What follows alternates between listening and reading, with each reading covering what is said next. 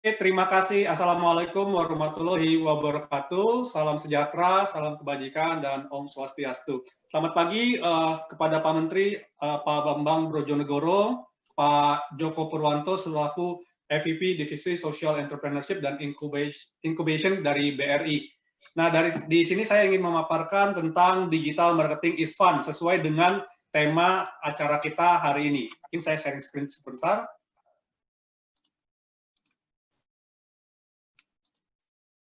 Oke, jadi ini tema acara kita hari ini, Digital Marketing is Fun. Nah, kenapa saya ambil tema Digital Marketing is Fun? Karena ketika kita belajar tentang digital marketing, biasanya tuh ya ada orang-orang pada bilang stres lah, susah lah, dan lain-lain gitu. Nah, di sini saya ingin mengambil pendekatan yang berbeda, di mana kita bisa belajar tentang digital marketing secara menyenangkan. Tetapi bukan cuma secara menyenangkan doang, tetapi fun ini juga ada kepanjangannya ya. Kepanjangannya itu adalah F-nya itu adalah formasi, U-nya itu adalah unik, dan N-nya itu adalah niche ya. Dan nanti akan saya jelaskan satu persatu. Sebelumnya, kenalkan dulu, saya adalah John Rovelin. Saat ini saya adalah founder dari Kafling Solusi Digital. Kafling Solusi Digital adalah sebuah digital marketing agency yang menangani sosial media perusahaan-perusahaan. Saya juga CEO dari PT Panca Sinergi Kreasi Jaya, di mana perusahaan ini juga bergerak di UMKM, di jualan minuman kekinian ya. Dan saya juga ada certified trainer dan digital marketer. Saya juga sudah menulis 2 buku fisik dan 1 buah e-book. Yang pertama itu adalah Digital Marketing in Action yang warna biru, dan sudah ada cetakan keduanya yang warna hijau. Dan buku kedua saya adalah yang Naked Sales. Naked Sales itu adalah gabungan dari 17 praktisi penjualan yang menuliskan dalam sebuah buku. Dan saya juga punya e-book yang namanya adalah Ghost Kitchen, karena Ghost Kitchen ini juga sesuai dengan trennya, bahwa ke depan akan lebih banyak restoran-restoran ataupun pelayanan-pelayanan makanan menggunakan dapur virtual ya. Nah, jadi kalau mau tahu lebih dekat tentang saya bisa ke juandarovelin.com atau ke kaflingsolusidigital.com. Nah, jadi seperti yang tadi saya bilang, teman-teman, bahwa ketika kita berbicara tentang digital marketing, kita tidak bisa berbicara tentang 1 atau 2 hal saja. Misalnya, Pak, tolong dong saya mau belajar Instagram aja, saya mau belajar tentang YouTube aja, saya mau belajar tentang Facebook aja. Nggak bisa. Kenapa? Karena saya selama kurang lebih dari tahun 2006 bergelut di dalam bisnis online, tidak ada satu orang pun digital marketer yang hanya bergantung kepada satu platform aja. Biasanya mereka mengkombinasikan dengan berbagai macam metode, dengan berbagai macam platform. Jadi ribet dong? Enggak juga kalau kita bisa menguasai tekniknya. Ya. Nah, kalau teman-teman hanya berpikir bahwa, Pak, Instagram saya jelek, tolong dong diperbagus. Pak, Facebook saya jelek, tolong dong diperbagus. Pak, YouTube saya nggak bagus, tolong dong diarahkan supaya YouTube-nya menarik gitu. Nah, kalau Anda hanya berbicara seperti itu, maka Anda seperti lapangan bermain ini, teman-teman. Ya, lapangan bermain ini adalah lapangan bermain yang sangat jelek, ya, di mana orang juga kalau bermain di sana mungkin gampang cedera, ya, bolanya juga nggak berjalan dengan baik dan lain-lain, ya. Nah, ketika Anda benarkan, ya, ketika Anda perbarui konten Anda, Instagram Anda, dan lain-lain, Anda hanya memperbaiki lapangannya saja. Ya.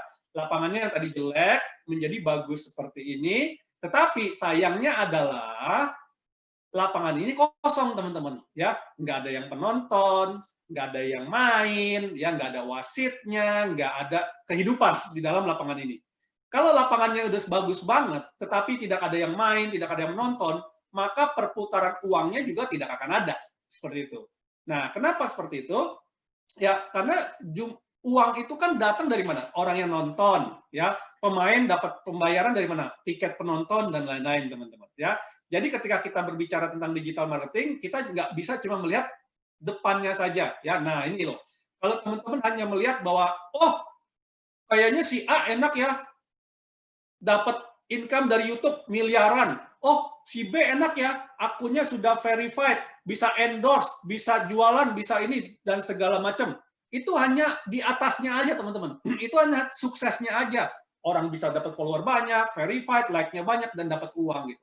Tetapi yang kita nggak lihat adalah apa yang dia kerjakan di belakangnya. Ya, bagaimana hubungannya dia bagaimana konten strateginya dia, bagaimana ekspertisnya dia, bagaimana uang yang dia sudah keluarkan untuk melakukan investment membesarkan akunnya. Dan apakah orang tersebut punya network yang cukup kuat untuk saling mendukung, ya. Kalau teman-teman lihat, oh si A enak banget bisa collab sama ini, si B bisa collab sama ini. Ya, networknya seperti apa. Dan saya pikir bahwa langkah apa yang dilakukan oleh BRI ini sangat bagus untuk kita bernetworking, teman-teman. Ya. Nah, ini adalah yang akan kita bahas, teman-teman. Kalau kita berbicara tentang digital marketing, ini yang hal-hal yang umum, ya. Ini yang umum dibicarakan oleh para digital marketer, ya. Bahwa digital marketing itu ada yang namanya SEM. SEM itu adalah Search Engine Marketing. Yang kedua adalah app development. Apakah kita perlu app atau tidak? Web design, SEO, video production, email marketing, branding, social media, content marketing. Pak, banyak banget, pusing Pak. Ya, nggak pusing-pusing banget kalau Anda ngerti caranya, ya. Nah, jadi teman-teman, pada bagian formation ini, Anda harus tahu, ya, bagaimana menempatkan strategi Anda. Ya, kalau teman-teman lihat dari tadi kok kayaknya sepak bola, ya, karena memang saya suka sepak bola, teman-teman, ya.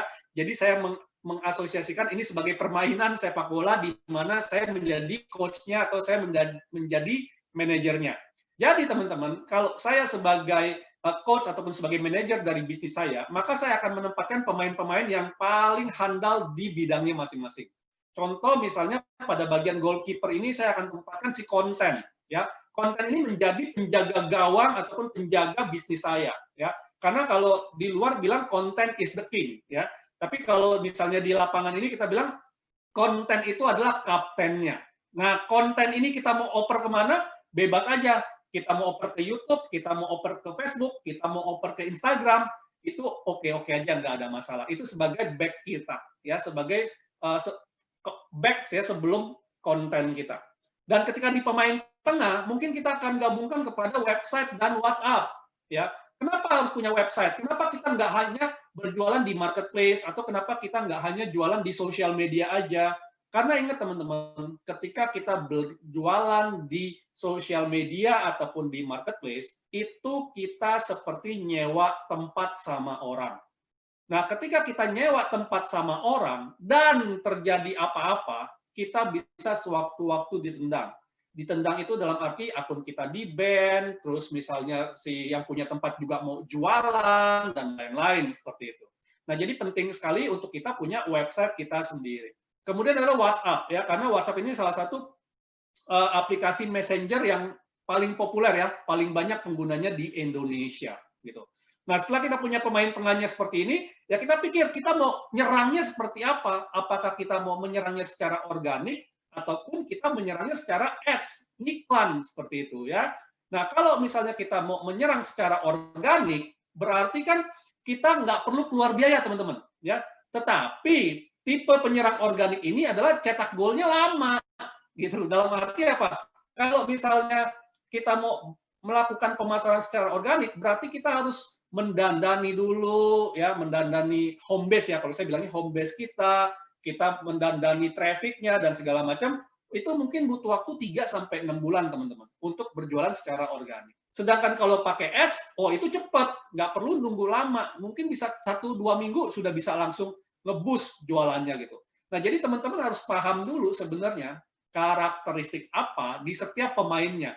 Apakah mau organik, apakah mau ads, apakah mau pakai website, atau kamu pakai YouTube, atau pakai mau apa, seperti itu.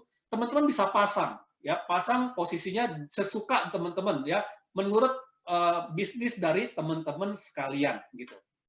Setelah kita berbicara tentang formation, maka kita harus tahu bahwa apakah ada keunikan dalam produk teman-teman. Kenapa? Karena ketika kita berjualan, teman-teman, khususnya kita berjualan di marketplace, yang jualan tuh bukan cuma kita sendiri doang gitu.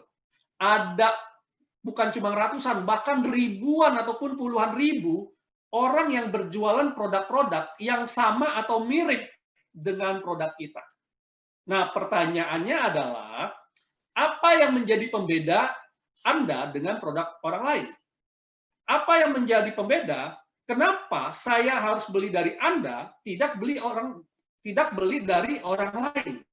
Nah, Anda harus menjadi unik, teman-teman. Apa keunikan Anda? Contoh misalnya Anda jualan ayam goreng, ya. Anda bisa bilang ayam goreng Anda paling gede, paling tebal, paling crispy, paling crunchy, kremesannya banyak, dan lain-lain. Nah, itu adalah hal-hal yang bisa menjadi pembeda antara Anda dengan orang lain. Kalau nggak unik, ya kenapa juga saya harus beli dari Anda? Kan pertanyaannya seperti itu.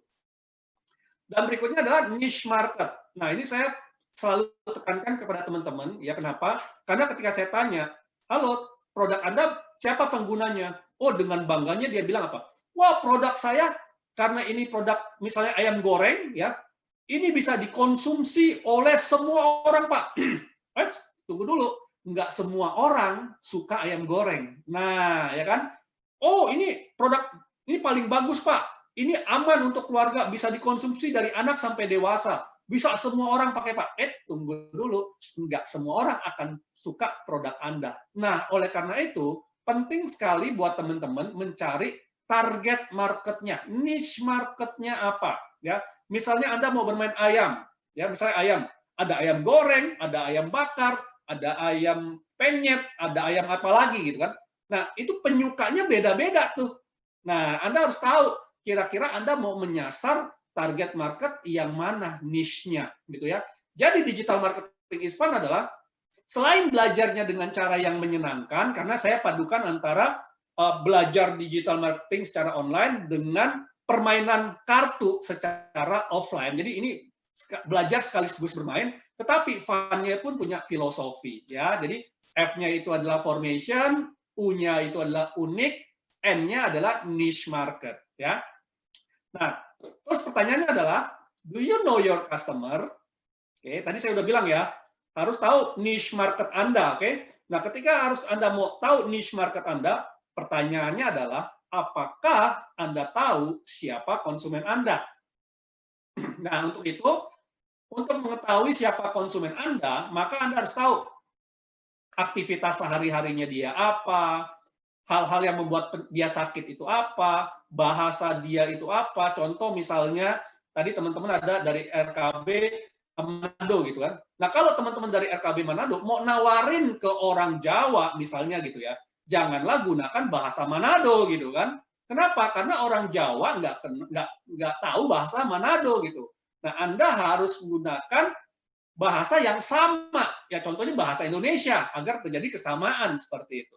Ya, nah jadi Anda harus tahu kira-kira bahasa apa yang digunakan oleh konsumen Anda. Kenapa? Karena ketika Anda berbicara di Instagram juga, Anda berbicara di Facebook juga, Anda berbicara di YouTube juga, ini setiap platform bahasanya berbeda. Nah, Anda harus tahu bahasanya yang digunakan di platform tersebut. Terus juga keyword dan kalimat apa yang ingin Anda kuasai, ya. Terus faktor-faktor yang membuat mereka ingin membeli dari Anda.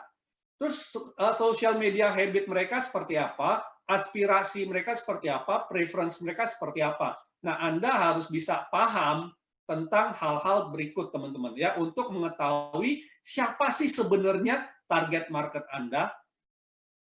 Nah, ini sebagai contoh misalnya ya, Anda mau target ini ada kayak form gitu, misalnya Anda tinggal isi, misalnya nama Juanda Rovelim. Juanda Rovelim ini umur berapa sih? Oh, kemarin baru umur 37 tahun. Title dia apa sih? Oh, dia business owner. Industri dia apa sih? Oh, industrinya adalah digital marketing. Nah, Anda list tuh. Ya. Terus Anda pelajarin, oh, company profile dia seperti ini. Oh, tanggung jawab dia di perusahaan itu seperti ini. Oh, personality type dia itu seperti ini. Oh, value yang ada di dalam diri dia dan goal yang akan dia capai itu adalah ini. Oh, strategi untuk message-nya dia seperti apa? Halangan ataupun rintangan yang dia hadapi itu sebenarnya apa sih dalam hidupnya dia atau dalam bisnisnya dia? Terus motivasi dia itu apa sih? Dan bagaimana kita bisa membantu masalah mereka? Ya, nah ini adalah teman-teman bisa cari, ya, bisa cari tahu. Gimana caranya? Caranya gampang, ngobrol. Ya, ngobrol, tanya gitu loh. Tetapi bukan interogasi ya, dalam arti tanya tiba-tiba, Juanda, nama, umur, jabatan, kerja di mana? Bukan begitu ya, tetapi ajaklah ngobrol ya, ngobrol. Tapi dalam segi ngobrol itu kita bisa korek informasi gitu.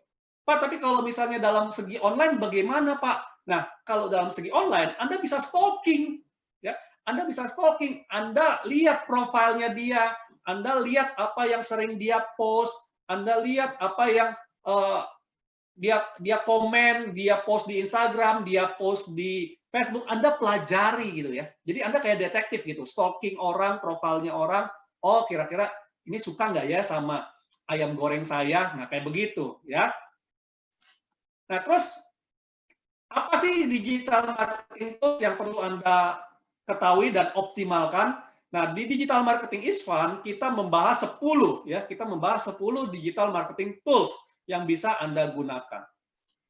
Yang pertama adalah YouTube ya. Jadi Anda bisa menggunakan YouTube untuk mendongkrak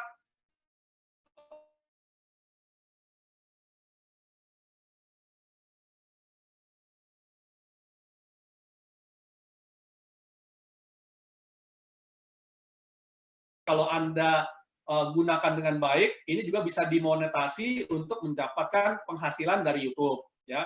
Kedua adalah thumbnail ya. Thumbnail itu adalah halaman depan dari YouTube-nya ya, sebagai cover-nya dari YouTube. Yang ketiga adalah title ya, title dan deskripsi. Yang keempat adalah playlist ya. Ini hal-hal yang bisa Anda optimasi di YouTube teman-teman ya. Ini contohnya. Nah, ini kalau Anda lihat di YouTube channel saya, ini ada yang namanya channel art ya. Channel art itu yang paling atas, itu Anda bisa bikin teman-teman, gambarnya itu rada mepet ke tengah. Kenapa? Karena nanti pas di tampilan mobile, kanan kirinya itu akan terpotong. Jadi Anda kalau mau bikin channel art-nya yang bagus, tampilkan informasi tentang produk Anda, bisnis Anda, ataupun tentang diri Anda, desainnya adalah rada ke tengah. Kemudian Anda juga bisa perbaiki di bagian about, di bagian playlist, dan di bagian for returning subscriber dan for new visitor. Ini adalah video-video yang bisa Anda bikin menjadi teasernya di channel Anda, teman-teman. Ya, ini adalah di bagian channelnya. Kemudian di bagian thumbnailnya, Anda harus bikin thumbnailnya yang menarik. Ya, thumbnailnya tuh yang membuat orang pengen lihat isi dari konten Anda. Ya, kalau Anda nggak punya thumbnail seperti ini, maka yang ditampilkan oleh si YouTube adalah hanya cuplikan dari video Anda, dan itu kurang menarik, teman-teman. Ya, jadi Anda harus bikin thumbnail-thumbnail yang membuat orang pengen ya menonton video Anda. Kemudian di bagian title dan deskripsi, Anda harus bisa masukkan kata kunci yang dicari oleh orang-orang. Ya, contoh kalau yang judul video saya, cara sukses bisnis online lewat Facebook. Nah, ini adalah kata kunci yang suka dicari orang ataupun suka diketik orang di pencarian seperti itu ya. Terus 5 prinsip berjualan di FB. Itu adalah kata kunci gitu. Kemudian di bagian deskripsinya, kata kunci tersebut diulang-ulang lagi ya. Kalau Anda lihat deskripsinya, saya nggak seperti kalimat sempurna ya, cuma kata kunci di ulang-ulang saja seperti itu. Tujuannya untuk apa sih? Tujuannya adalah ketika nanti ada orang mencari di Google ataupun di YouTube, maka ada kemungkinan keyword saya akan kena gitu, sehingga akan ditampilkan pada pencarian tersebut ya. Terus kemudian yang kedua adalah kalau kita mau berjualan di Instagram, teman-teman. Ya, kalau kita mau berjualan di Instagram, kita bisa mengoptimasi beberapa hal berikut. Pertama adalah di bagian bio, kedua adalah di bagian feed, ketiga adalah di bagian story dan highlight, keempat adalah di bagian ads. Nah, di sini saya tekankan teman-teman, ketika kita berbicara tentang ads, Anda harus siap pay to play. Artinya apa? Anda harus siap bayar harga untuk bermain. Yang menjadi penyakit dari UMKM biasanya adalah mereka punya budget untuk produksi, tetapi tidak punya budget untuk promosi. Nah, padahal teman-teman, ketika kita ingin berpromosi di Instagram, di Facebook, ataupun di digital gitu ya, kita bisa mulai hanya dengan 20.000 sehari seperti itu. Ya, jadi Anda bisa kurangin budget-budget yang lain, sisihkan 20.000 sehari minimal untuk bisa berpromosi di dunia digital. Ya, nah kalau bio seperti apa? Nah ini adalah salah satu usaha saya teman-teman, Sweet Escape ya, jualan minuman. Jadi Anda bisa pertama dari bio-nya Anda, dari username-nya teman-teman ya. Dari username dan deskripsinya jangan menyusahkan pembaca. Dalam arti apa? Misalnya saya mau kasih kayak gini, drink Sweet Escape gitu ya.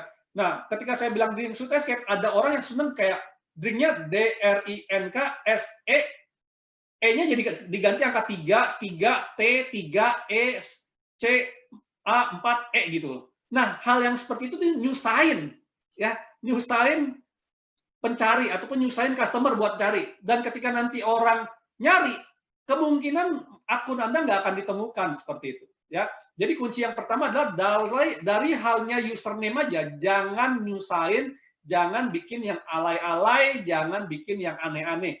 Gunakan bahasa Indonesia yang baik dan benar, yang biasa dipakai oleh orang-orang seperti itu ya. Ya saya tahu mungkin Anda pengen berbeda gitu kan, tetapi perbedaan Anda jangan sampai menyulitkan orang untuk mencari, itu pertama. Yang di bagian bio-nya, itu yang di tengahnya itu tuh teman-teman, Anda harus bisa menunjukkan value apa yang Anda tawarkan dan call to action-nya apa. Ya, kalau di halaman saya ini kan saya bilang kalau mau order ya ada di GoFood ini, di GrabFood ini, mau jadi mitra kontaknya ini, seperti itu ya. Kalau mau website, websitenya kliknya adalah di sweetescape.co. Nah jelas call to action-nya apa, value yang akan Anda tawarkan apa, deskripsi tentang produk Anda apa, jelaskan di sini gitu teman. Ya, itu adalah di bagian bio-nya. Kemudian di bagian gambarnya ya sebagai pelaku bisnis teman-teman, ya, apalagi kalau di dalam dunia kuliner ataupun di dalam dunia fashion, janganlah foto produk Anda ditaruh di lantai, difoto terus diupload, jangan ya. Anda harus membuat itu menarik. Orang tidak bisa memegang produk Anda secara langsung, orang tidak bisa melihat produk Anda secara langsung. Jangan bikin mata mereka ilfeel dengan produk Anda yang ditaruh di lantai, teman-teman. Ya, kalau Anda tidak melakukan mentreatment, ya, tidak memperlakukan produk Anda secara eksklusif, orang juga tidak akan menghargai produk Anda, teman-teman. Ya, jadi ya cobalah Anda foto pakai gimmick-gimmick dulu lah, kayak gitu kan, pakai model ya. Walaupun mungkin Anda belum sanggup bayar model, ya ownernya jadi model nih kayak yang di tengah gitu kan. Ya, jadi seperti itu teman-teman, ya. Terus kalau misalnya Facebook, ya, kalau Anda mau berjualan di Facebook, nah ini hal-hal yang bisa Anda optimasi. Pertama adalah di bagian profile, kedua adalah di bagian page, ketiga adalah di grup, keempat adalah di ads ya. Kembali lagi ada ads ya. Di Instagram ada ads, di Facebook juga ada ads ya. Dan ketika Anda berbicara tentang Facebook, Anda harus pisahkan tiga hal ini, profile, page, dan grup. Kalau profile itu biasanya Anda harus tempatkan orang-orang yang warm market ataupun hot market, itu di bagian profile. Kenapa seperti itu?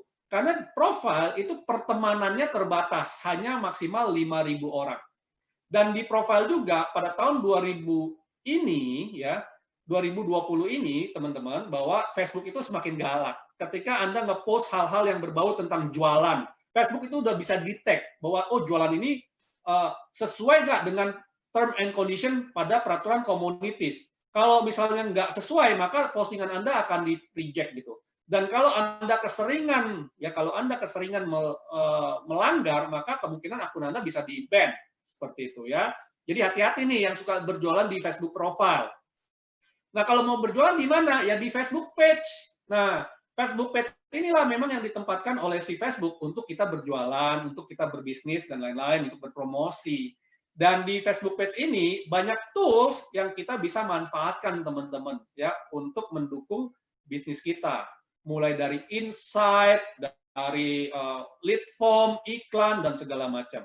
Nah, Facebook page ini itu digunakan untuk kalau saya sebutnya sebagai cold market. Cold market itu adalah orang-orang yang belum mengetahui produk Anda.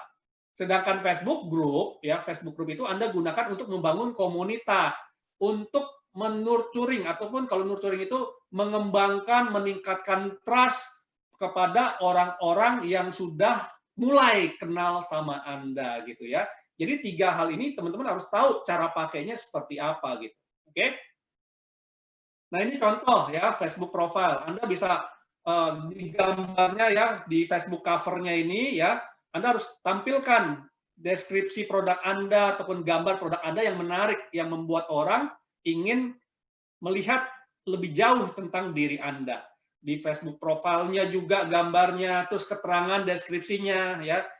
Janganlah Anda berjualan, Anda berbisnis, tetapi orang nggak tahu kemana harus kontak Anda, orang nggak tahu kemana harus ngeklik website Anda, dan lain-lain. Bahkan kalau di Instagram misalnya, akunnya di private. Buat apaan Anda jualan kalau akunnya di private gitu ya. Nah, jadi ini diperhatikan. Berikutnya adalah Google, teman-teman. Ya, jadi Anda bisa menggunakan Google juga. Ketika Anda berbicara tentang Google, Anda bisa menggunakan optimasi di halaman berikut, ya. Ada di Keyword Planner, terus ada di Google Analytics, ada di SEO, ada di Ads, ya. Ads-nya tuh. Jadi setiap platform tuh ada Ads-nya masing-masing gitu ya. Nah, ini contoh dari Keyword Planner, teman-teman. Jadi teman-teman bisa mengetahui keyword-keyword apa saja yang ada dicari orang-orang. Berapa banyak pencariannya setiap bulan. Bagaimana kompetisi persaingan dalam kita beriklan. Kita bisa lihat semua di sini dengan Keyword Planner ini, teman-teman. Ya. Jadi kita bisa tahu, oh saya mau bermain di digital marketing nih. Pencariannya 18.000 nih sebulan nih, lumayan nih. Tingkat kompetisinya medium, berarti ya antara banyak nggak banyak juga orang yang iklan dengan kata kunci ini seperti itu. Nah, jadi teman-teman bisa perhatikan di situ ya. Terus juga teman-teman pakai Google Analytics. Nah, penting sekali ketika teman-teman punya website. Nah, Anda bisa tahu traffic-nya, grafiknya, siapa usernya berapa banyak, session-nya berapa banyak, bounce rate-nya, duration-nya, Anda bisa tahu semua gitu. Nah, kalau Anda menggunakan marketplace ataupun social media, nggak sedetail ini kita bisa tahunya, teman-teman. Ya, kenapa? Karena datanya data insight-nya dari mereka seperti itu ya. Jadi penting sekali teman-teman memiliki website teman-teman sendiri. Berikutnya adalah konten strateginya seperti apa ya, konten marketing. Nah, teman-teman kalau mau buat konten, teman-teman bisa buat berupa artikel, image, audio ataupun video ya. Yang paling banyak meningkatkan engagement teman-teman itu adalah konten berupa video. Oke, jadi usahakan teman-teman bikin konten berupa video. Pak, tapi saya nggak bisa bikin video, Pak. Ya, teman-teman, di dalam dunia sekarang itu, teman-teman, ya video yang nggak jelas aja viral seluruh dunia, teman-teman. Ya, mungkin di sini ada yang pernah nonton film 2 jam nggak ngapa-ngapain, ya 2 jam nggak ngapa-ngapain, itu viralnya bukan cuma se-Indonesia, tapi viralnya satu dunia, teman-teman. Itu memang benar bikin video nggak ngapa-ngapain, cuma bengong aja di depan kamera, dan itu membuat dia terkenal gitu loh. Nah, jadi teman-teman nggak usah pusing, ya. Saya mesti bikin konten apa? Nggak ngapa-ngapain aja terkenal seluruh dunia, teman-teman. Nah, jadi teman-teman harus bikin video, ya. Kemudian adalah audio. Audio tuh ya Anda cuma rekam-rekam aja audio, ya. Tips-tips Anda, motivasi Anda, cerita Anda rekam dari video, Anda masukkan ke Spotify, Anda masukkan ke halaman-halaman yang memang konten khusus audio gitu ya. Terus image ya, image teman-teman nggak bisa gambar. Sekarang banyak sekali aplikasi-aplikasi yang memudahkan kita untuk mendesain ya, by template dan lain-lain. Anda bisa gunakan kayak canva.com itu juga bisa juga ya. Terus artikel, Pak saya nggak bisa nulis, nggak ada skill, nggak ada ilmu dan segala macam. Teman-teman cari di Google jasa membuat artikel itu bisa mulai dari Rp5.000 per artikel gitu loh. Jadi teman-teman nggak ada alasan untuk nggak bisa membuatnya gitu. Kalau Anda nggak bisa membuat ini semua, mau nggak mau ya bayar orang untuk buat Anda seperti itu, ya. Nah, jadi teman-teman, content is the king, ya. Jadi konten adalah nyawanya untuk Anda berpromosi, teman-teman, ya. Sejelek apapun video Anda, teman-teman, nggak masalah. Saya ingat banget, teman-teman. Video penjualan pertama saya itu dilakukan pada tahun 2008 ya, 2008 teman-teman. Itu dengan menggunakan kamera Nokia N51, dibuatnya miring teman-teman ya. Kalau teman-teman lihat video itu mungkin sakit leher, nonton 5 menit miring begitu kan. Tetapi berkat dari video itu saya bisa ekspor ke 10 negara. Bayangin ya, video jelek pakai kamera resolusinya rendah, masih tahun 2008 ya, nggak secakep sekarang teman-teman, nggak ada yang namanya beauty face apa segala macam ya, di center mukanya jerawat hilang, nggak ada gitu loh. 2008 kamera apa adanya gitu kan, miring, itu bisa ekspor ke 10 negara ya. Video viral nggak ngapa-ngapain itu bisa viral sedunia gitu. Nah, jadi nggak ada alasan untuk teman-teman nggak bisa buat konten. Ya. Nah, berikutnya adalah funnel. Ya, funnel itu adalah corong penjualan teman-teman. Yang bisa teman-teman lakukan untuk mengoptimasi funnel adalah traffic. Ya, traffic itu adalah berapa banyak orang yang masuk ke dalam sosial media teman-teman, masuk ke dalam website teman-teman, masuk ke dalam kehidupan teman-teman. Itu disebut sebagai traffic. Ya. Kemudian ada tofu, mofu, bofu. Tofu itu apa? Tofu itu adalah top of funnel. Biasanya kalau kita tawarkan di tofu itu adalah penawaran yang no risk offer. No risk offer itu artinya penawaran yang tidak ada ruginya. Ya, artinya apa? Oke, kamu masukin nama dan email, saya kasih ebook, nggak ada rugi, ya, nggak ada rugi. Oke, terus mofu, mofu itu adalah middle of funnel. Middle of funnel itu biasa kita tawarkan yang low risk offer. Low risk offer itu adalah ya biayanya ringan, biayanya rendah, yang harga murah. Itu namanya low risk offer. Jadi seandainya dia salah, seandainya dia nggak suka, ya cuma keluar duit sedikit gitu loh. Nah, baru bofu itu adalah yang ultimate produk Anda, penawaran produk Anda yang harganya yang lumayan, marginnya gede gitu kan. Itu sebagai BOFU, bottom of funnel gitu teman-teman. Ya, jadi teman-teman harus bisa tuh tahu kira-kira orang yang dari tadinya nggak kenal produk saya mau kasih apa ya supaya dia kenal produk saya. Setelah dia kenal produk saya mau kasih apa ya supaya dia mau cobain produk saya. Ya, setelah dia cobain produk saya mau kasih apa ya supaya dia mau beli dari saya. Setelah dia beli dari saya mau kasih apa ya supaya dia mau beli lagi. Setelah dia beli lagi, saya mau kasih apa ya supaya dia mau referensi produk saya. Ya kalau di dalam dunia UMKM mungkin kalau teman-teman jualan makanan gitu ya, ada produk tester. Ya kan? Ada produk tester. Sebelum Anda kasih produk tester, Anda kasih brosur dulu. Nah, itu kan tahap-tahap yang harus Anda lakukan gitu, teman-teman. Nggak bisa serta-merta begitu Anda nawarin, Pak, ini ada paket tak produk berapa? 10 juta. Kaget dia. Produknya apa juga nggak tahu, kenal juga kagak. Ditawarin tiba-tiba 10 juta gitu. Nah, tapi kalau ada tahap demi tahapnya ini, maka proses pemasaran akan lebih mudah gitu, teman-teman. Ya. Kemudian ada WhatsApp. Nah, saya yakin banget teman-teman di sini paling suka jualan pakai WhatsApp gitu ya. Dan WhatsApp ini paling gampang. Kenapa? Karena semua orang punya WhatsApp. Tetapi yang menjadi problem adalah teman-teman, ya, saya mohon pada teman-teman, jangan jadi spammer. Ya, kenapa? Karena teman-teman banyak di luar sana yang memanfaatkan WhatsApp itu hanya untuk spam. Dalam arti apa? Broadcast, broadcast, broadcast. Ya, saya sering dapat pertanyaan, Pak, boleh nggak saya beli database, nomor telepon, terus saya beli tools yang bisa membroadcast WhatsApp, ya, supaya kerja saya gampang. Kalau saya, teman-teman, nggak menyarankan itu. Ya, kalau saya mengharamkan itu. Kenapa? Ya, karena kalau teman-teman beli database, beli tools untuk broadcast, secara kerjaan, teman-teman lebih ringan lah. Ya, kenapa? Karena ya nggak perlu ngabisin banyak waktu, biarin aja mesin yang jalan nggak broadcastin. Tetapi secara trust, teman-teman nggak akan dipandang. Teman-teman akan lebih dipandang sebagai spammer, sebagai orang jahat, sebagai orang yang nggak tahu diri, ya, dibanding dengan sebagai pebisnis gitu, teman-teman. Ya, kenapa? Karena WhatsApp ini adalah ruang personal, nomor telepon itu adalah personal, teman-teman. Ya, jadi lakukan pendekatan secara personal, bangun trust secara personal gitu, teman-teman. Ya, saya banyak sekali mendapatkan project. Kenapa? Karena saya membangun trust di WhatsApp, saya membangun trust di setiap percakapan saya. Saya nggak pernah membroadcast kepada orang-orang yang saya nggak kenal gitu. Pasti saya kalau nge-broadcast ya udah menjadi market saya seperti itu, ya. Nah, jadi teman-teman, ketika Anda mau mengoptimasi di WhatsApp, hal yang pertama adalah lakukan personal chat. Chat satu-satu, teman-teman. Ya. Pak, berat Pak, makan waktu Pak, yes. Tetapi ini meningkatkan trust Anda. Ini membangun kredibilitas Anda, teman-teman. Ya, sehingga Anda nggak dianggap sebagai spammer, nggak dianggap sebagai orang jahat, nggak dianggap sebagai orang yang kurang ajar, nggak dianggap sebagai orang yang tidak menghargai privasi orang lain.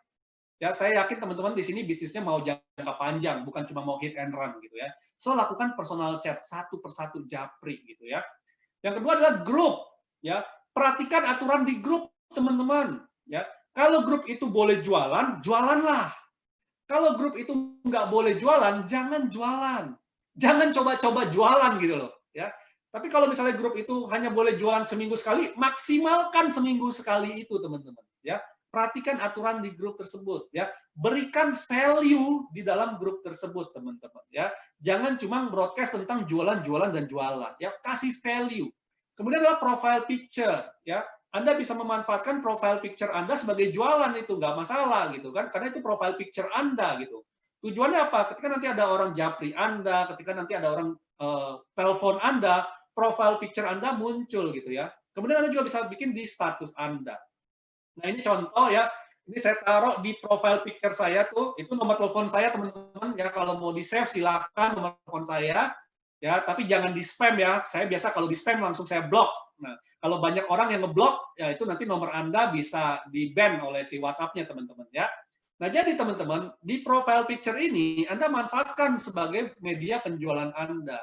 Sehingga ketika nanti ada orang tadi, saya bilang, ada orang telepon Anda, maka profile picture Anda yang muncul. Begitu ada orang yang mau tahu tentang produk Anda, ya profile picture Anda bisa menjabarkan tentang produk Anda. Seperti itu ya. Nah, terus juga Anda bisa gunakan WhatsApp bisnis untuk menjelaskan tentang diri Anda, bisnis Anda, dan Anda juga bisa bermain di banyak grup, teman-teman ya. Kalau misalnya dilihat, ya grup saya lebih dari 100 ya, jadi teman-teman bisa lihat ini adalah database saya gitu, teman-teman.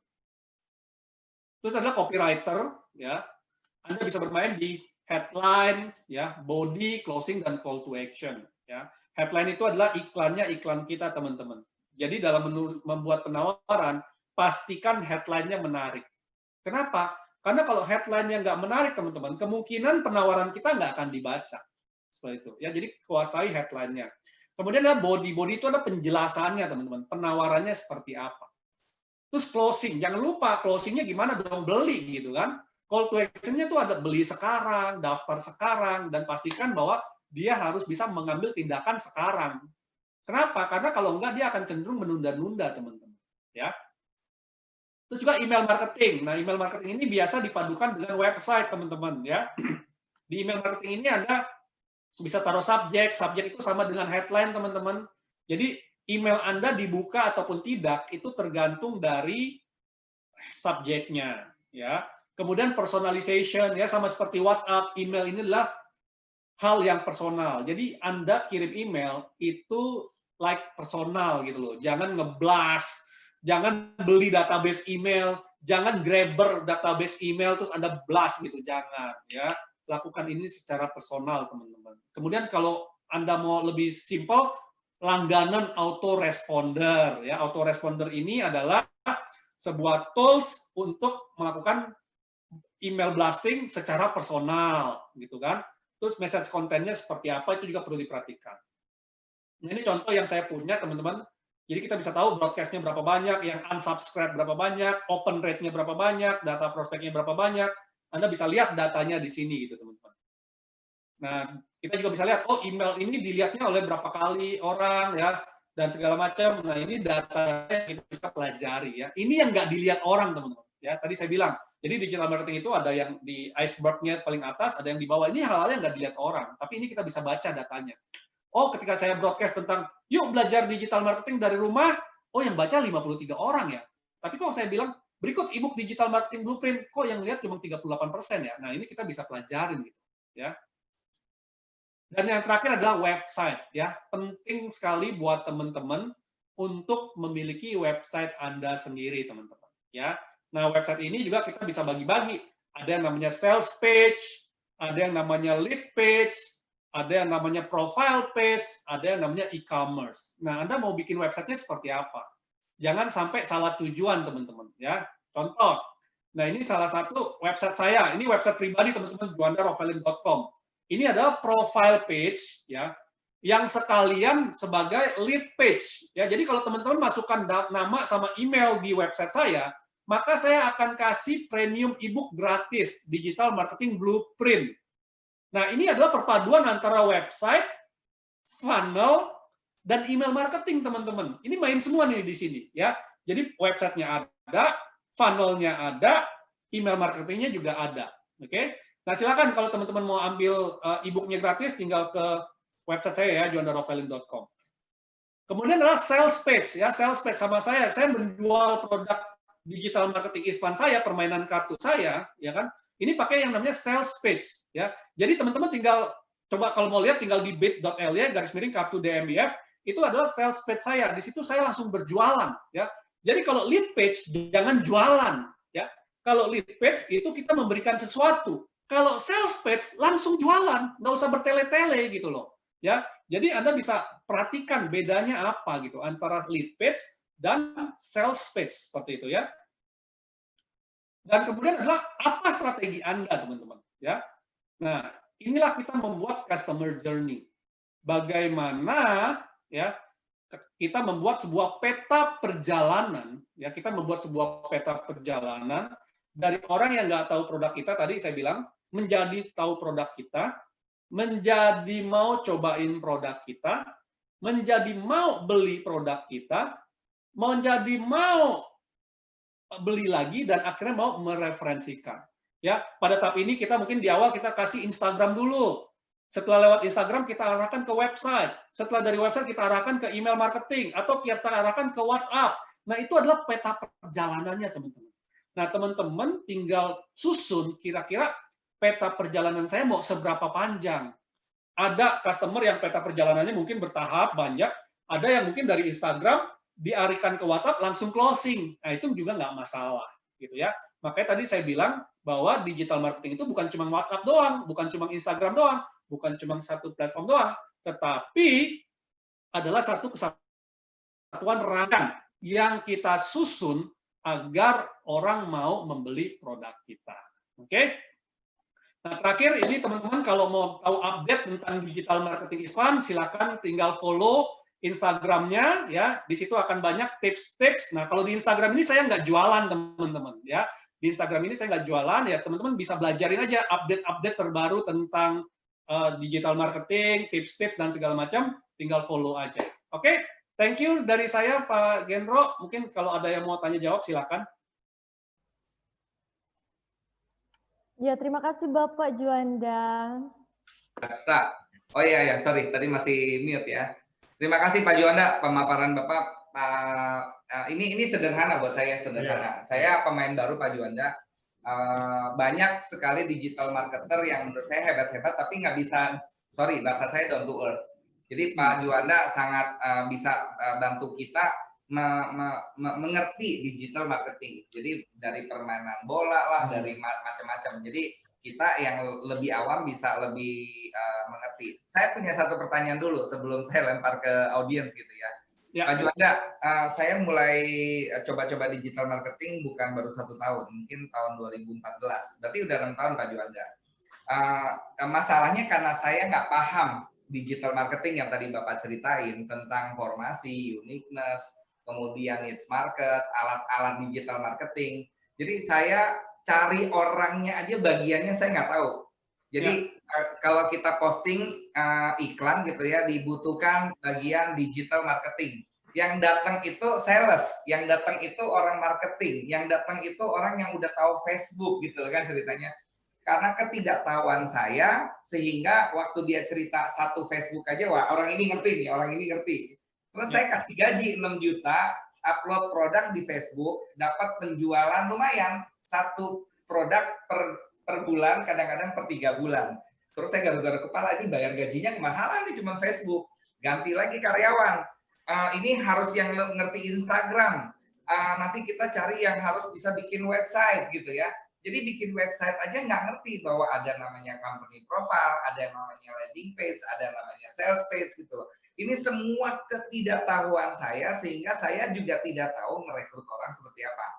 Dan punya rekrut nanti datang ada yang nawarin outsourcing, lu pakai gue aja katanya gitu. Saya Google Engine partner, jadi mau belajar, mau di SEO kan, mau di SEM-in iklannya sama saya. Oke, saya pakai 3 kali ganti, enggak juga enggak gitu ceritanya. Tambah lagi, ayo belajar ke Pak Yusuf Hadi, belajar ke Pak Denny Santoso, belajar ini semuanya belajar gitu ya.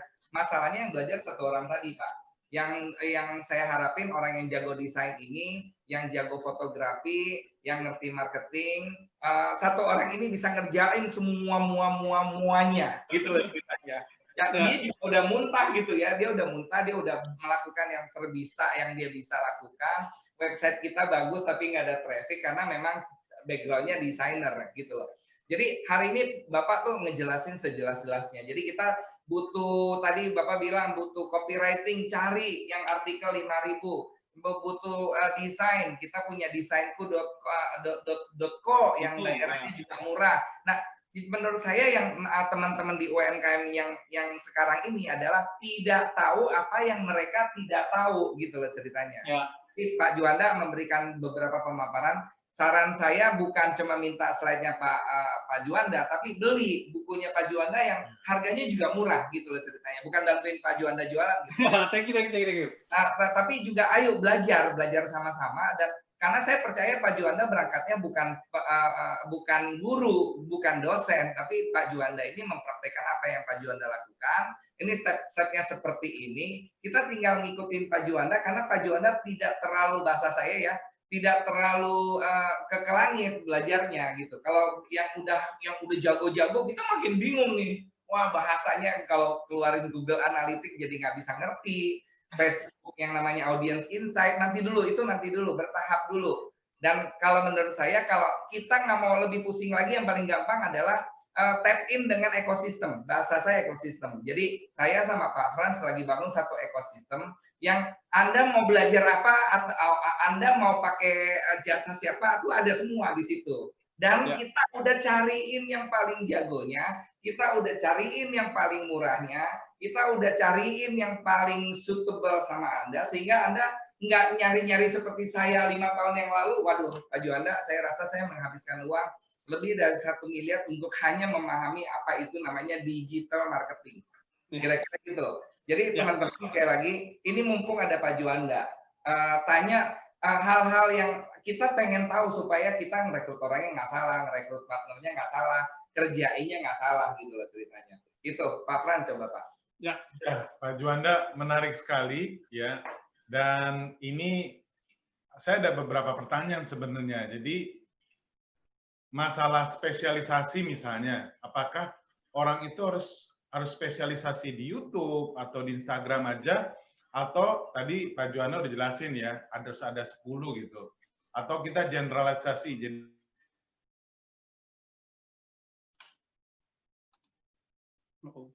ya. Nah, itu pertanyaan, apakah kita perlu nggak sih kita spesialisasi di YouTube atau di Instagram atau di Facebook gitu ya.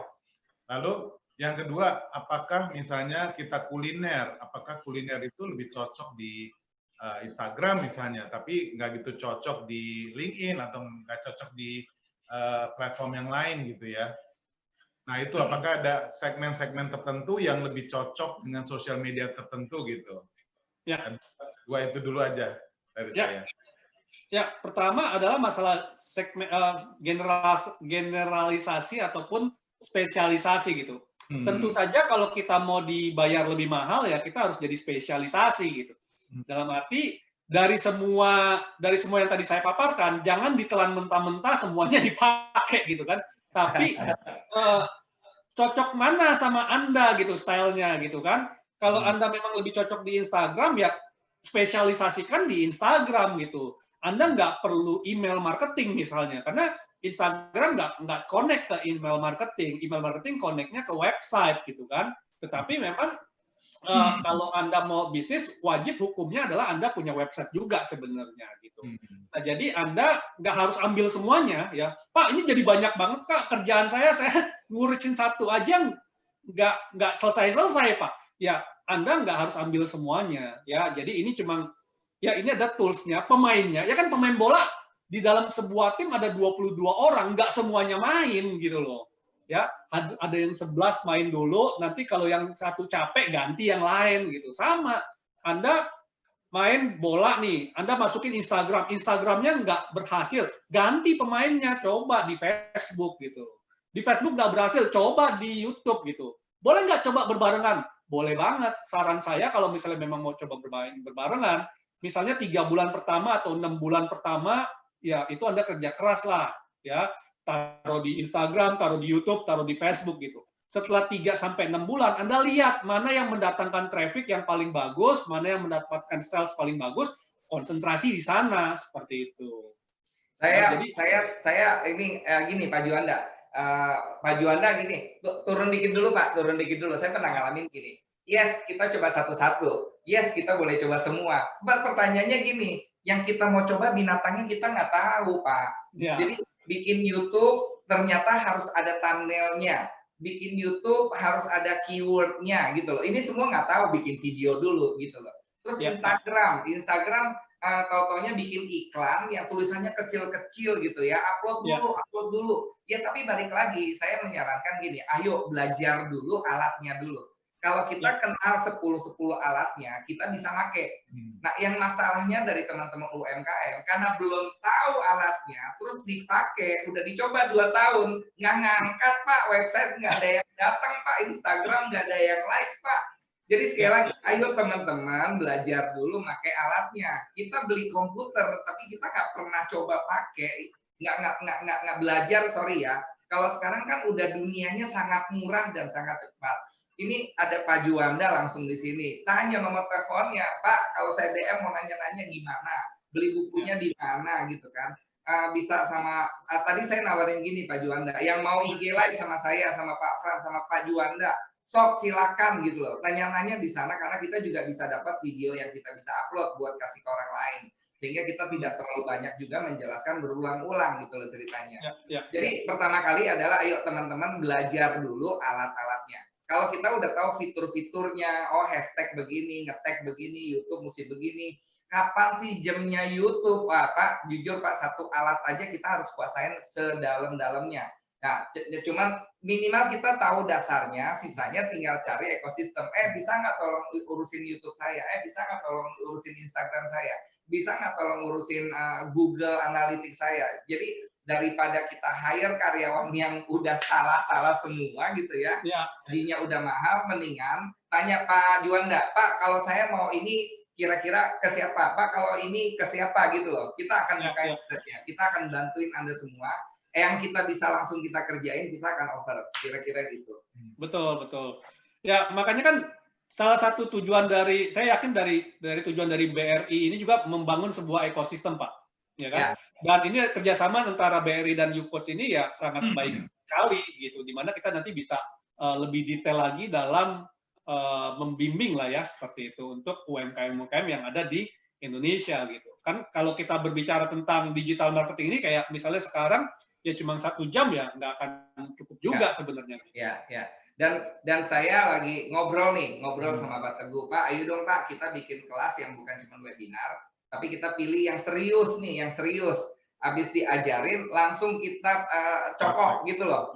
Jewer kupingnya, ayo sekarang bikin hashtag sama-sama, udah. Sekarang bikin ini, sekarang bikin thumbnail, ayo foto sendiri. Yang penting mereka experience, yang tadi saya bilang. Betul. Jadi satu persatu, bikin e-commerce, uploadnya gimana, backbone-nya, kemudian Instagram, foto dulu, upload. Waktu mereka bisa merasakan, oh kayak gini, minimal saya bisa cari tahu orangnya seperti apa yang saya bisa hire, atau saya bisa ngerjain jam berapa. Pada saat mereka sudah experience, kemudian kita bukain channel distribusi. Jadi kita akan manggilin JDID, kita akan panggilin yang namanya Mayora di offline. Kita bantu mereka untuk channel distribusinya. Jadi bikin e-commerce-nya, bikin marketplace-nya, bikin tokonya mau titipnya kemana. Habis itu kita ajak sama-sama.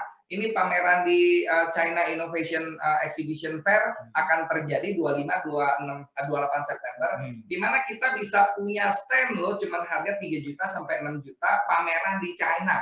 Bayangin kalau saya mau pameran kemarin di Qatar aja, saya habis 200 juta cuma 3 hari. Ini 6 juta teman-teman, virtual event gitu loh ceritanya. Nah kalau ini bisa terjadi, benar-benar kita bantu teman-teman UMKM yang ada di Indonesia dengan BRI, dengan semuanya gitu ya. Saya percaya duta-duta ini juga ketagihan. Ternyata seru loh, ini gini aja, ini gini aja. Jadi semakin banyak, karena saya percaya teman-teman Pak Juanda, Pak Teguh dan semuanya. Saya berhasil sendiri, Juanda berhasil sendiri, ekonominya nggak ngangkat, tetap minus. Tapi kalau Betul. ini kita bareng-bareng sama-sama gitu ya, kita bisa bikin 3%. Waduh, itu luar biasa Indonesia. Iya. Ya, jadi rupanya banyak sekali nih Pak Gen yang mau ikutan kelas yang serius, mau praktek. Sekarang nih pengetahuannya udah dapet. Sekarang pada mau praktek, Pak. Pada mau praktek. Nah. Ini Indah juga udah ngomong kan, ini Iya. banyak nih yang susah nih, aduh diajarin nggak mau gitu kan ceritanya. Iya. Ayo pelan-pelan gitu loh Jadi ceritanya. harus daftarnya gimana nih Pak Gen bagi yang tertarik? Nah, ini kita mesti ngobrol dulu sama Pak Teguh gitu ya. Tapi tunggu kami minggu depan, itu juga ada pembicara, kemudian kita lagi coba datangin salah satu menteri yang ya, rencananya kami akan manggil Menteri Perdagangan. Jadi ini harus komprehensif sekali lagi. Pemerintah, swasta, masyarakat itu semua harus bergandengan tangan. Nggak bisa sendiri-sendiri. Kita harus sama-sama. Kalau nggak bisa. Tadi Pak Bambang udah ngomong kan, ego sektoralnya kita harus copotin dulu untuk bisa ini benar-benar kita tembusin sama-sama. Betul. Ini ada yang bilang emak-emak masih pada gaptek. Iya. Ayo kita temenin satu-satu. Jadi emak saya Pak waktu masih hidup kan ini almarhum ya. Begitu jago main Facebook setiap hari Pak broadcast, ini videonya bagus. Begitu Facebooknya mati teleponin anak saya, ini kok nggak bisa nyala, tombolnya yang mana? Jadi menurut saya semua bisa gitu loh. Cuma memang sekali lagi nggak mudah. Sekali lagi nggak mudah bukan berarti nggak bisa gitu ya. Sederhana tapi bukan berarti gampang gitu loh ceritanya. Tapi ada. Karena udah banyak orang yang udah bisa gitu. Tadi Pak Juanda ngomong kok, bengong 2 jam aja yang likes banyak, gitu loh ceritanya. Yang ngomongnya yang menyebutkan itu Pak Indra tuh. Iya Pak Teguh. Banyak yang mau pada ikutan itu tadi kelas khususnya itu. Mantap, mantap. Nah, cuman gimana caranya kita serius balik lagi. Karena BRI ini bahasanya sebagai bapaknya kita semua. Lu pada serius nggak gitu? Kalau serius, kita juga mau sama-sama. Saya juga kalau ngebimbing orang yang habis nanti. Halo. Indah, mungkin ada pertanyaan Indah? Gini aja Pak Gendro, kita bikin sistemnya gini Pak Gendro. Kita kalau yang mau serius misalnya nih, mungkin kalau BRI juga setuju atau nanti dari Yukut juga setuju, misalnya dalam seminggu kita ajarin, kita kasih PR, kalau minggu depan nggak dibuat, berarti dia sudah ditendang dari kelas gitu Pak. Gitu, ya kan? Pokoknya kalau seminggu dia nggak dikerjain, ya udah minggu depan nggak usah masuk kelas, langsung di. Dapat pelajaran ya Pak. Setuju. Kita punya scoring sistemnya. Jadi kita ada JDID yang akan bantuin sebenarnya.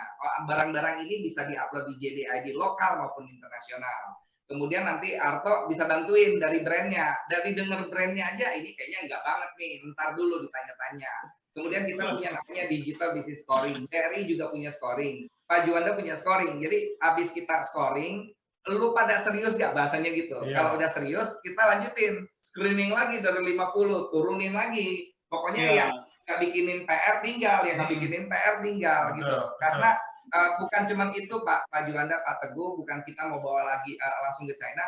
Kalau bisa ekosistemnya kita bikin sama-sama. Karena kemarin saya ngobrol sama Pak Suherman, Pak Zulfikar Lutman. Bahkan Pak Zulfikar punya link ke China sama Jepang, UMKM yang kelasnya di Indonesia tuh udah SMI. Mereka tuh butuh gitu kopi, mereka tuh butuh pisang, mereka butuh apa segala macam, tapi resources-nya nggak ketemu. Menurut saya BRI ini udah tepat gitu, tinggal nyomot-nyomot yang serius. Nah, tapi nggak bisa, tadi Pak Bambang udah ngomong, saya mau beli, nggak bisa secara fisik lagi. Mesti platformnya yang tadi, rkb.bri, misalnya rkbbri.co.id atau apa segala macam. Tapi bukan cuma itu, tadi Pak Bambang bilang, kalau bisa ada yang namanya di marketplace. Ada juga di marketplace yang lebih besar unicorn. Ada juga bikin e-commerce. Ini semua kita tarikin semua.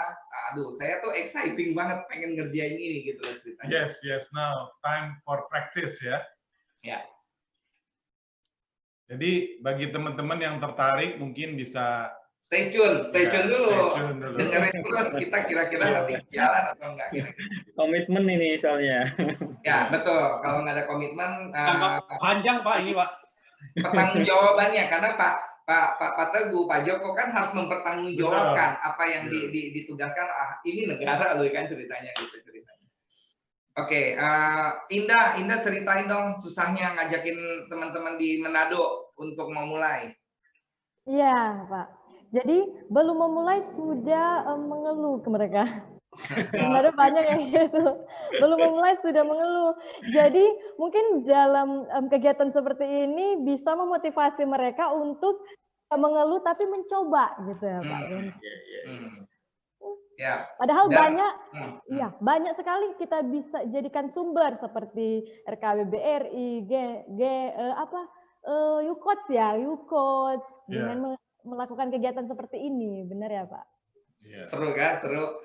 Oke, ini waktu tinggal 7 menit. Ada pertanyaan lagi? Ya, Silakan. ada satu nih Pak Juanda. Kan tadi gawangnya itu konten ya. Ya. Bagaimana cara bikin konten yang viral? Ini susah nih.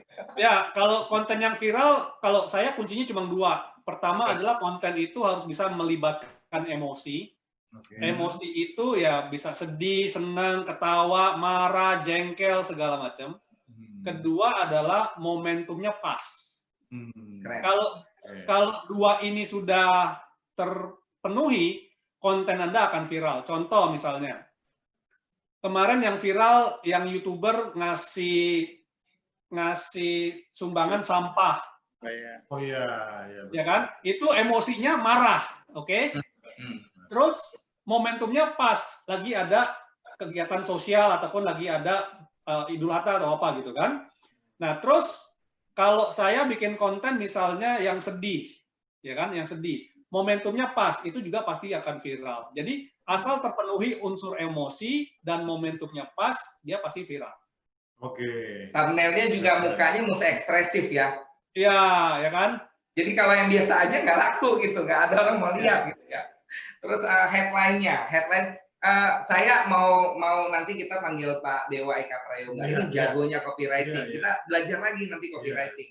Kemarin kita belajar Instagram, nanti kita belajar lagi Google Ads, nanti kita belajar lagi Facebook, nanti kita satu-satu kita bedol desa. Jadi saya percaya ini Pak Teguh udah minta terus gitu ya. Pak Gendro, next-nya tuh apa? Next-nya apa gitu loh ceritanya. Tapi sekali lagi nanti kita nyaring Pak Teguh bareng-bareng yang serius, kita angkat sama-sama.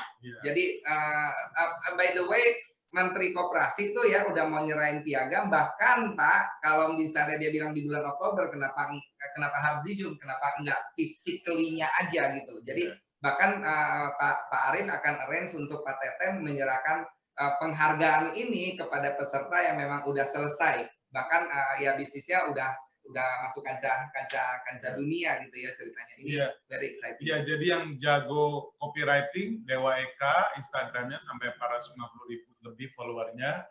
Dan juga next bisa ada Pak Subiakto ya, pakar branding ya, yang membantu branding untuk presiden sampai multinasional maupun big brands. Channel distribusi Pak Frans lagi deketin direktur marketingnya Sosro. Kita udah deketin direktur marketingnya Mayora. Jadi offline sama online kita akan bantu men-channelkan produk-produknya Anda. Karena saya percaya yang namanya gerakan pertama kan susah. Tapi kalau gerakinnya sama-sama, gerbongnya ditarik, harusnya jadi.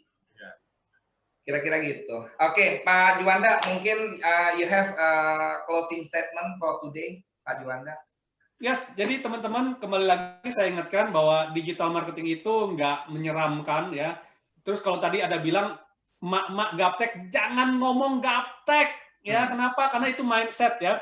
Kalau teman-teman lihat ya, sekarang juga ada YouTuber yang viral, si nenek siapa tuh? Ya. Nenek yang dari Jawa mana itu kan itu viral dia sekarang.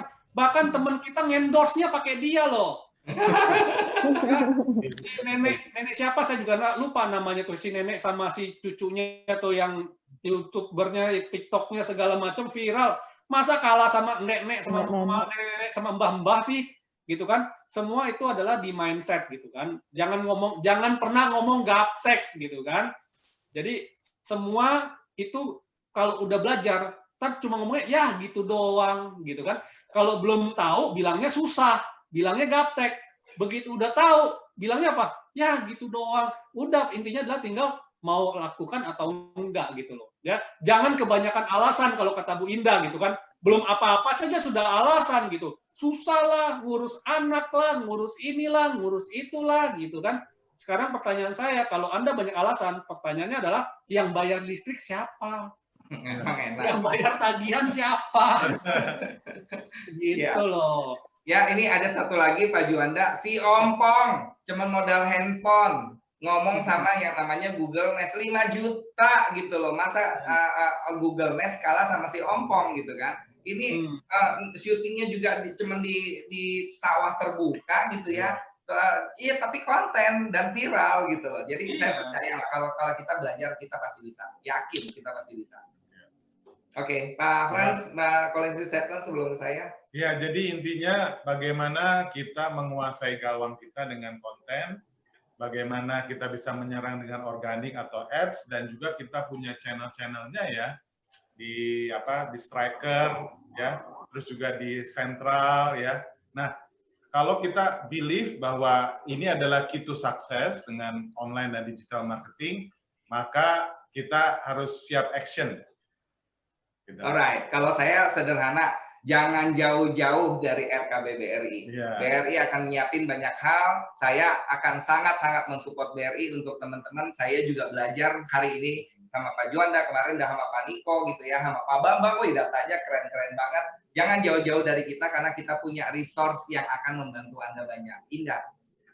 Kalau dari saya, coba lagi, coba terus sampai berhasil bersama Rumah Kreatif BRI. Mas Teguh, mungkin Pak ada sepatah kata Pak buat teman-teman. Terima kasih Pak Kendro dan Pak Frans. Terima kasih Mbak Indah. Terima kasih semuanya. Jadi semangat terus meskipun kondisi pandemi seperti ini. Kami dari Bank Rakyat Indonesia akan tetap mendampingi UMKM semua. Terkait dengan pendampingan maupun pembelajaran. Mohon tetap stay tune di channel kita ya Pak ya, Pak Kendro ya. Kita insya Allah akan tiap minggu akan coba kita jadwalkan. Dan tadi apa yang disampaikan Pak Kendro sama Pak Fran, semoga yang program kita mau ke pembinaan secara intensif itu mungkin bisa terlaksana dengan sebaik-baiknya dan secepat-cepatnya.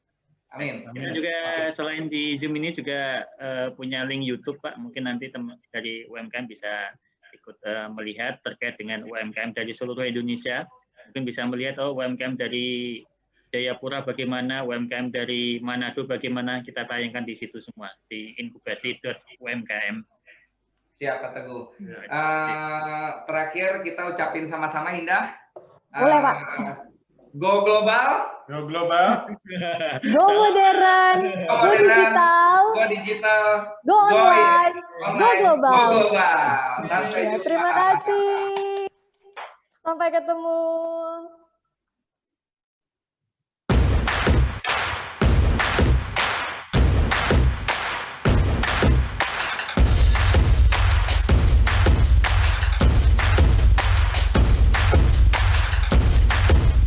Siapa sektor paling terdampak? Nomor satu adalah sektor konstruksi atau bangunan yang punya jumlah pekerja dalam skala besar. Nah, yang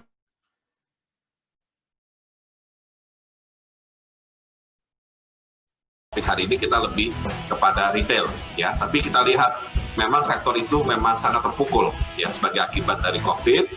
Berikutnya sektor listrik, gas, air minum, dan kemudian survei juga menunjukkan lebih dari 60% pekerja sekarang ini bekerja dari rumah. Perkenalkan, nama saya Juanda Rovelim. Saya akan membahas tentang Facebook marketing. Nah, di dalam dunia Facebook marketing ini, saya membagi dua tipe dari pengguna Facebook. Tipe yang pertama adalah saya sebut sebagai korban, dan tipe kedua saya sebut sebagai pelaku.